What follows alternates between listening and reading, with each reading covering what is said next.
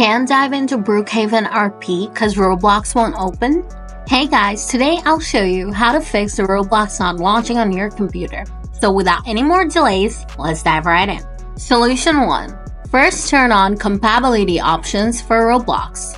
To do this, first right-click on Roblox Player from your desktop and select Properties. Then switch to Compatibility tab from this window.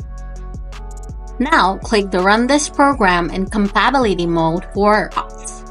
Select Windows 7 from this menu. Also check the Disable Full Screen Optimizations and Run this program as Administrator boxes. Then click on Apply and then on OK to save your settings. Now, check if you can open up Roblox. Solution 2. If you're still facing the issue, delete temporary Roblox files. To do this, type Run in the search bar here and open it up. Then type %temp% here and hit Enter. Now, File Explorer will pop up. Then scroll down again, find the Roblox folder and delete it. Now check if the issue is fixed. Solution 3.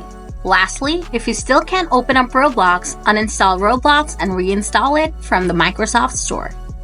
To uninstall Roblox, simply open up Settings. Click on Apps and then Installed Apps. Now scroll down and find Roblox Player for user. Click on the 3-dot button next to it and select Uninstall. Click on Uninstall again and Roblox will be uninstalled from your computer. Now search for Microsoft Store and open it up. Type Roblox in the search bar here and hit Enter. Now click on Roblox, then on Get, and Roblox should start installing. Once it's done, just hit the play button and Roblox should open up fine. So guys, that's how you fix Roblox if it wasn't opening on your computer. If this video helped you out, please hit the like button. If you have more questions, drop them in the comments below and I'll get back to you soon.